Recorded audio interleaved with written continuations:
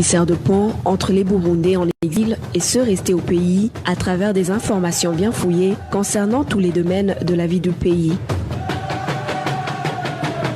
Le magazine Humura Burundi est diffusé sur le web via le site de la RPA www.rpa.bi. Humura Burundi.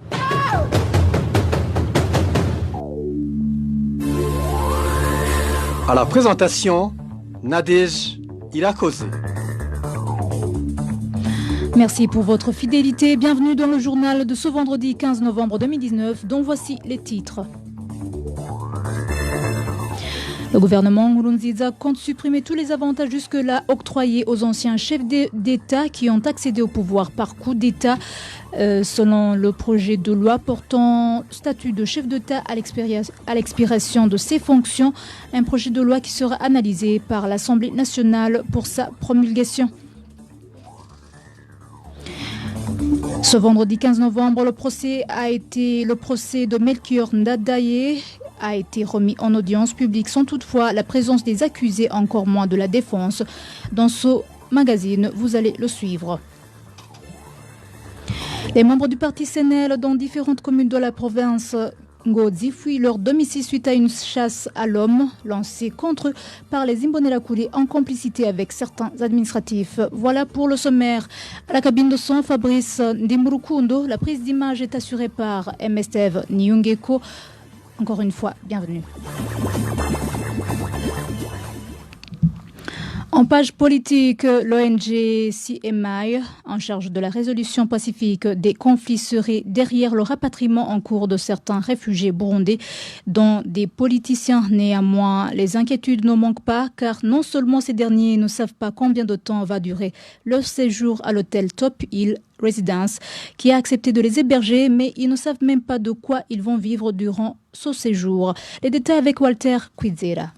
Les informations que nous détenons de notre source au sein de la plateforme Senare de Giriteka indiquent que l'hôtel Top Hill du Dr Jaminani est supervisé par les employés qu'il a lui-même engagés. Ces derniers assurent la sécurité de cet immeuble ainsi que son entretien depuis l'an 2018. Pour le moment, selon toujours nos sources, rien n'a changé à cet endroit. C'est cet hôtel qui hébergera le groupe des Burundais qui vont bientôt regagner le pays. Les mêmes sources révèlent que ces politiciens qui vont être rapatriés au pays ne savent même pas combien de temps ils vont passer dans cet endroit. Pire encore, ils n'ont aucune information concernant la logistique de leur séjour, ce qui veut dire qu'ils ne savent pas de quoi ils vont vivre durant tout ce temps. Nos sources en provenance du Crisis Management Initiative, CMI en sigle, une ONG qui aurait même aidé à convaincre ces politiciens à se rapatrier, affirme que le CMI a même contribué financièrement pour que ce projet aboutisse. Quant à ce qui est des frais de leur séjour, aucune information ne filtre pour le moment. Vous saurez que le premier groupe est constitué par les politiciens issus du parti CDP. Initialement prévu ce 16 novembre, le retour à Bujumbura de ces politiciens a été reporté pour le 26 novembre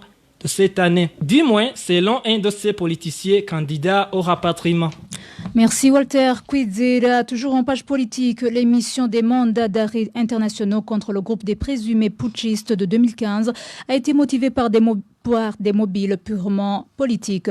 Propos de Maître Janvier Bigirimana, cet homme de droit burundais tient à souligner que personne ne devrait s'étonner de la levée des mandats sur certaines personnalités vu leur caractère illégal. Suivez. Il s'agit des mandats d'arrêt international qui n'ont pas une valeur juridique à proprement parler, parce que même les États qui étaient destinataires n'ont pas pu exécuter ces mandats d'arrêt international parce que c'était des mandats politiquement motivés, en quelque sorte fantaisistes, pour dire que ces mandats d'arrêt qui ont été émis par le régime de Pierre Nkurunziza ne pourraient pas être analysés sous l'angle du droit, parce que aujourd'hui, la loi n'est plus la référence des actions qui sont menées par ce régime, raison pour laquelle, pour des motifs politiques, peuvent gérer comme ils entendent ces mandats d'arrêt, c'est-à-dire qu'ils peuvent les lever pour certaines personnes qui étaient poursuivies et les maintenir pour d'autres, tout cela pour des raisons d'ordre politique. Que ce soit les mandats d'arrêt qui ont été émis à l'échelle internationale par le régime d'Olitega, que ce soit les saisies abusives qui sont en train d'être opérées par le même régime, Il s'agit de mesures de répression contre les opposants, des mesures totalement illégales. Ça nous m'étonnerait à ce instant que même le régime essaie de manipuler encore une fois ou de prendre des mesures qui sont contraires à celles qui étaient déjà prises. Pour le cas du docteur Jean Minani, je ne pense pas que le mandat d'arrêt qui avait été mis à son encontre aurait été déjà levé. Moi, je n'ai aucune information à propos, mais quant à sa décision de mettre à la disposition son immeuble à l'endroit de certains policiers qui vont rentrer, vous comprenez bien qu'il est en train de faire des arrangements avec le régime en place.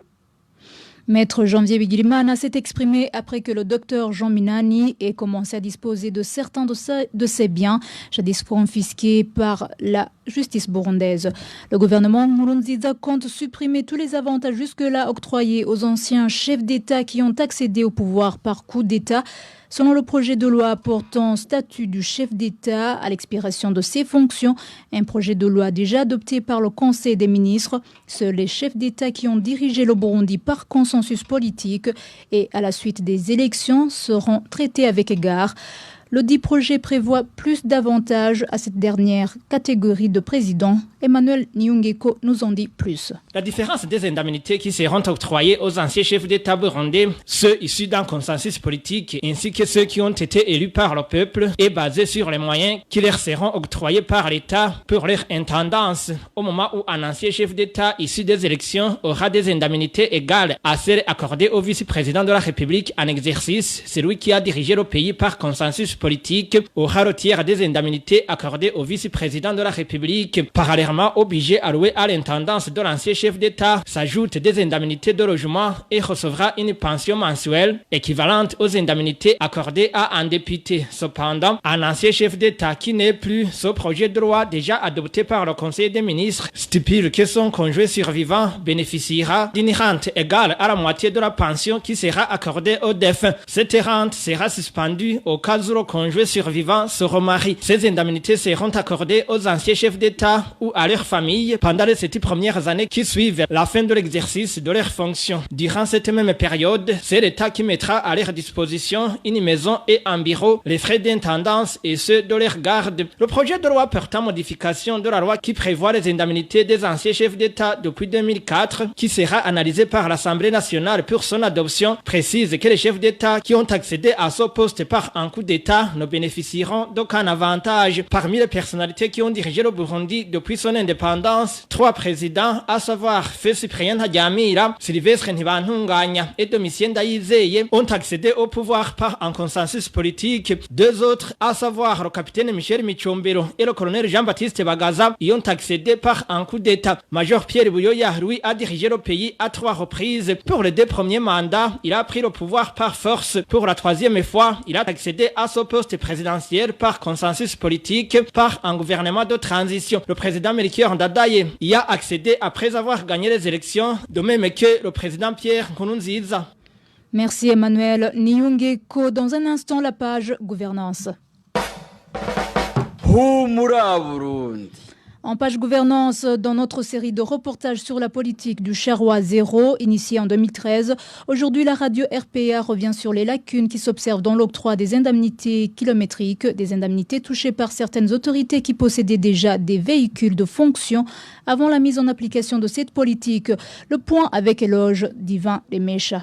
Les indemnités kilométriques étaient destinées à une certaine catégorie d'euro-cadres du pays. Il s'agit de sommes qui devraient être versées dans le cadre de la politique du Charrois Zéro aux autorités qui utilisent leurs propres véhicules pour des fins de service. Les autorités ayant droit à ces indemnités kilométriques devraient se faire enregistrer au sein du ministère des Finances. Cette politique n'a pas fonctionné selon les informations en provenance de certains ministères et entreprises étatiques. Certains euro-cadres ont continué à se procurer de nouveaux véhicules alors qu'ils touchaient l'argent des indemnités kilométriques. Une attitude qui ne fait que creuser des vides dans les caisses de l'État. Gabriel Oufiri, président de l'Olucom, en donne des exemples. Quand la politique a démarré, on pensait qu'on allait avoir de la transparence dans cette politique. D'abord, cette politique visait la réduction du charroi de l'État et renforcer le transport des privés, ce qui n'a pas été le cas parce que depuis 2013, les véhicules de l'État ont été, je dirais, volés en faveur de ce qui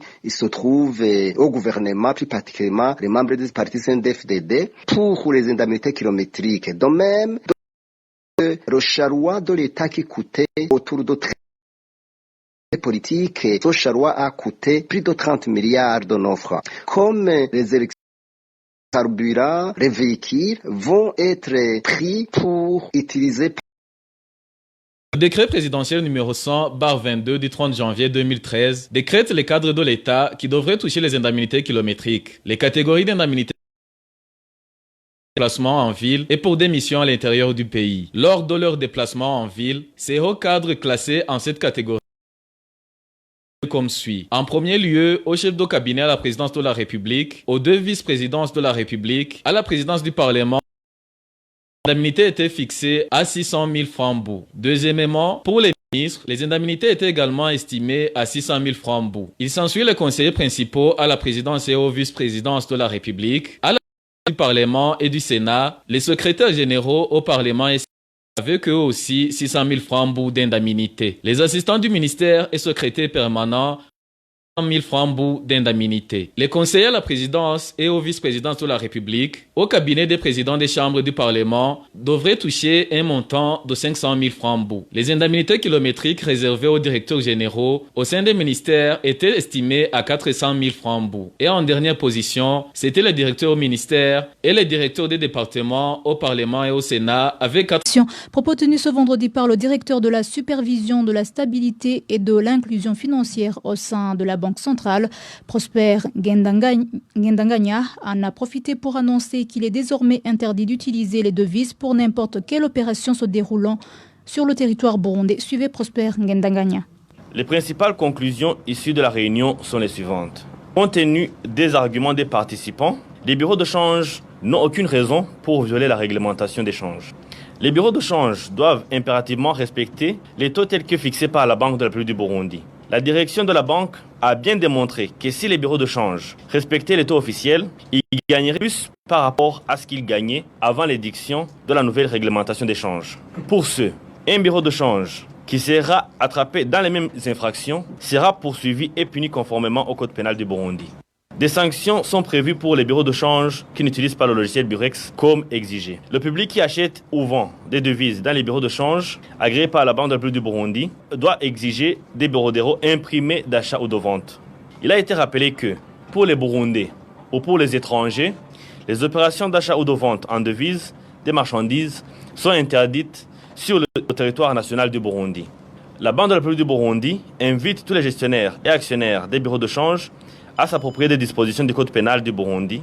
Et la direction de la Banque de la République du Burundi remercie vivement les services de sécurité pour les efforts déjà consentis dans le suivi du respect de la réglementation des changes. Vous saurez que lors de cette rencontre, aucun journaliste n'a eu le droit à la parole. Et en page justice, audience publique ce vendredi du procès Melchior Ndadaye à la Cour suprême. Après l'audience du 8 octobre 2019, le procès a été mis en délibéré, mais la sentence n'avait pas été prononcée suite aux irrégularités observées au niveau de la procédure. Ce vendredi 15 novembre, le procès a été remis en audience publique sans toutefois la présence des accusés, encore moins de la défense. Le procès a pourtant été remis en délibéré et la sentence est prévue à être prononcée en date du 26 novembre courant.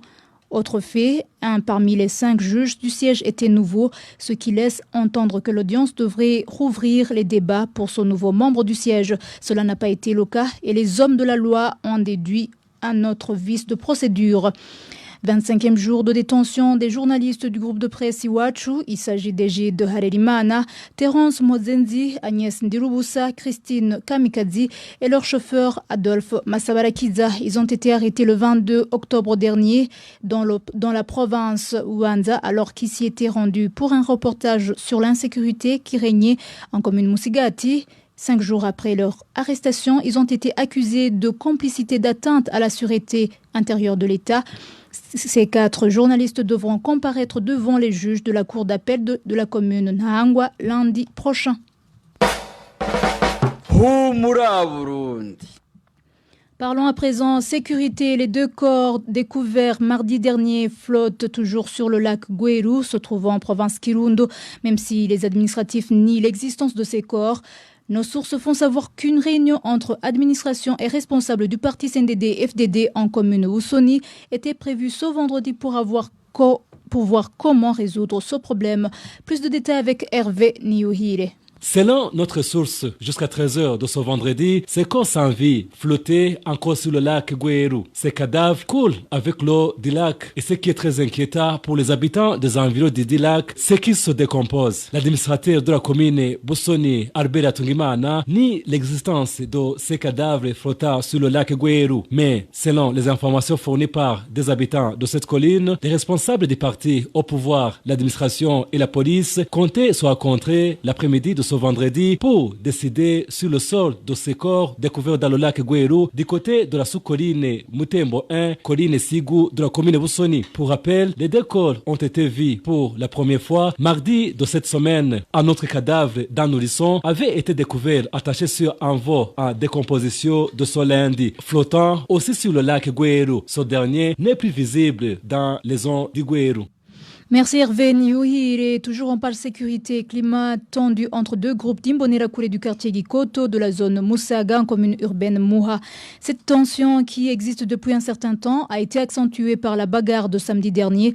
Un de ces 2 groupes d'Imbonerakure s'est opposé au passage à tabac de 2 militaires par l'autre groupe de ces jeunes affiliés au parti CNDD-FDD.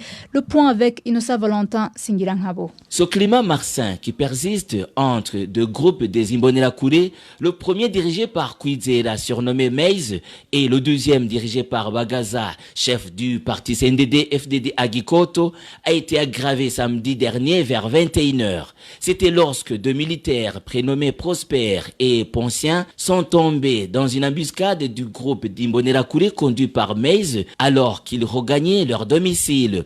Pendant que ces militaires subissaient des coups, un autre groupe d'Imbonerakure dirigé par Bagaza est intervenu pour empêcher le premier groupe de continuer à battre ces militaires. Après la bagarre, l'Imbonerakure Bagaza est rentré chez lui en colère car il a été sérieusement touché au niveau de la bouche et sa dent a été arrachée. Les habitants du quartier Gikoto en zone Musaga disaient être inquiétés par cette situation, craignant que des innocents ne soient victimes de ce conflit dont ils ne savent même pas l'origine. Notre source en zone Musaga révèle que cette rivalité entre ces 2 groupes d'Imbonerakure est due au partage d'argent que ces Imbonerakure collectent au sein de la population. Une source policière indique que la police est au courant de la mésentente qui existe entre les 2 groupes tout en évitant de s'ingérer dans ce dossier car, précise la même source, il s'agit d'une affaire politique qui doit être traitée par le parti au pouvoir. Toutefois, cette source fait savoir que si rien n'est fait dans les meilleurs délais, les conséquences pourraient être néfastes car les 2 camps se regardent en chiens de faïence.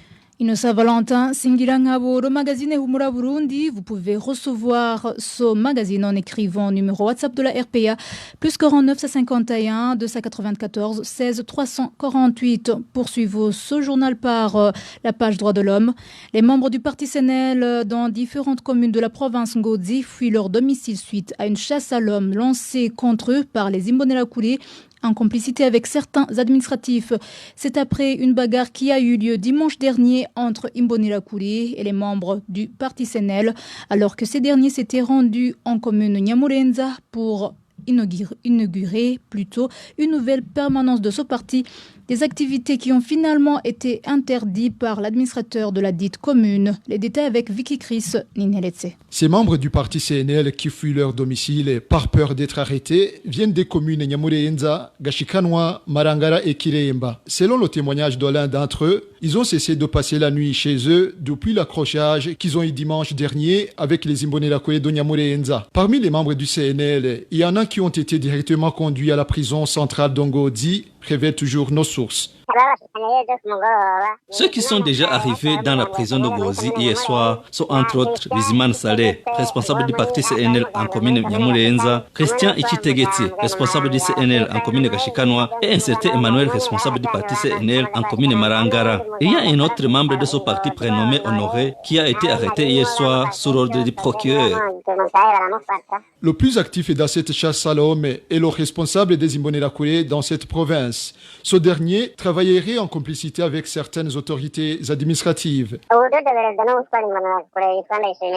Le nommé Bosco Ndaishimiye, alias Fupi, responsable des Imbonerakure en province Ngozi, est à la tête de cette chasse à l'homme. C'est lui qui achemine à la documentation où chez le procureur, le nom de CNL a arrêté. La rédaction de la RPA a essayé de joindre Albert Ndouimana, gouverneur de la province Ngozi, de même que Dieudonné Nyonzima, administrateur de la commune Nyamurenza, mais leur téléphone est sonné sans que personne ne décroche. Nous avons également essayé de contacter Jean Bosco Ndaishimiye, alias Fupi, responsable des Imbonerakure en province Ngozi, mais sans succès. Merci Vicky Chris. Nineretse, toujours en page droit de l'homme, les préparatifs de la journée dédiée aux combattants créent une tension dans la commune Mubimbi, en province Bujumbura. Les habitants non membres du parti au pouvoir indiquent qu'ils sont malmenés par des policiers et les Imbonerakure de la place. C'est au moment où cette commune a été choisie pour accueillir cette année les cérémonies de la dite journée prévue ce samedi. Le point avec Balthazar Miburo. Les habitants membres des partis de l'opposition, surtout ceux du parti CNL, faut savoir qu'Horaires impose un couvre-feu à partir de 20h. Celui qui circule au-delà de 20h, non seulement il est interpellé pour être dérobé de tout ce qu'il a sur lui, mais aussi il est mis à tabac et des fois mis sous les verrous, indiquent ses habitants. À cela s'ajoutent des fouilles et persécutions opérées par des Imbonerakure accompagnés des policiers chez les opposants ciblés de la zone Mageyo en commune Mubimbi. Ces membres du partis CNL sont par la suite endossés de différents crimes. Les mêmes habitants dénoncent aussi les intimidations et menaces dont ils font l'objet. Ces Imbonerakure mettent en garde à quiconque s'absenterait aux cérémonies de la journée des combattants qu'il sera sévèrement puni. Une journée qui est célébrée le 16 novembre de chaque année. Cette année, la journée dédiée aux combattants sera célébrée dans la commune Mubimbi de la province Bujumbura. Nous avons essayé de joindre Leonidas Nirandekura, administrateur de la commune Mubimbi, pour qu'il s'exprime sur son mauvais traitement envers les membres des partis de l'opposition, mais son téléphone était éteint. Balthazar Miburo, dernier dossier de ce magazine. L'intolérance politique qui s'observe sur la scène politique au Burundi est un signe éloquent qui montre que les prochaines élections prévues en 2020 ne seront pas des élections apaisées, libres, transparentes et crédibles. Tels sont les propos du porte-parole du parti Sawanya Frodebu. Phineas Nigaba a cependant indiqué que cette intolérance politique n'empêchera pas au parti Sawanya Frodebu de participer à ces élections et d'ajouter qu'ils vont envoyer leurs mandataires aux différents bureaux de vote pour observer le déroulement des élections. Suivez plutôt Phineas Nigaba, porte-parole du parti Sawanya Frodebu. Effectivement, sur le terrain, nous constatons qu'il y a une intolérance politique. Cela est dû au manque de culture démocratique. S'il n'y a pas de culture démocratique, ce qui arrive maintenant, qui est généralisé, cette intolérance prend une allure très inquiétante. Quand il n'y a pas de tolérance politique, c'est-à-dire que les principes de la démocratie ne sont pas respectés. Si les principes ne sont pas respectés, c'est un climat de méfiance, c'est un climat de violence qui s'installe. Et c'est ce que nous voyons maintenant. Nous voyons maintenant que c'est l'usage de la force qui est en train de gagner le terrain. Or, en démocratie, on ne met pas devant la force. En démocratie, on met en avant les idées et la population élit les programmes. Mais nous voyons maintenant, si ça continue ainsi, ce ne sont pas les programmes qui seront élus, ce sera seulement du terrorisme qui seront mis en avant. Pour Frodebu, nous conseillons tout à chacun de prendre cette disposition qui s'impose pour voir comment assainir cette situation, cet environnement qui est malsain. Parce qu'on ne peut pas dire qu'on est en train de préparer les élections alors qu'il y a des personnes qui sont chamaillées, des personnes qui s'entrent dedans. On démolit, on vole les insignes des partis politiques. Il y a même des tueries. On assassine même des gens sur des mobiles politiques. Ça, c'est très dangereux pour Frodebu. Il faut que cela s'arrête le plus rapidement possible, surtout dans cette période préélectorale. Si cette période préélectorale n'est pas bien gérée, on va entrer dans la période électorale dans un climat tendu et les résultats ne seront pas bien acceptés par tous les partenaires, tous les concernés. Si les résultats ne sont pas acceptés, vous voyez la suite, ça sera en désordre. En tant qu'acteurs politiques qui vont participer à ces élections, êtes-vous prêts à accepter les résultats des urnes? Le parti Sahwanya Frodebo a déjà pris la décision de participer aux élections de 2020. Ça, c'est incontournable. Nous avons déjà pris cette décision. Nous allons continuer la liste politique. Pour les élections de 2020, nous allons maintenant mettre nos mandataires politiques sur les bureaux de vote pour que ces derniers nous amènent les résultats. Maintenant, on ne peut pas se prononcer. La politique est dynamique. On va voir ce qui va arriver. Mais pour le Frodebo, nous mettons en avant le consensus, nous mettons en avant le dialogue. Teniasni Gaba, porte-parole du parti Sahwanya Frodebo, s'est entretenu avec Onésime Dushimagidze. Et voilà, chers fidèles auditeurs de la RPA, c'est la fin du journal de ce magazine de ce vendredi 15 novembre 2019. Merci de nous avoir suivis. Merci à toute l'équipe rédactionnelle ainsi qu'à l'équipe technique. À la présentation, vous étiez avec Nadège Irakodze. Bonne soirée chez vous.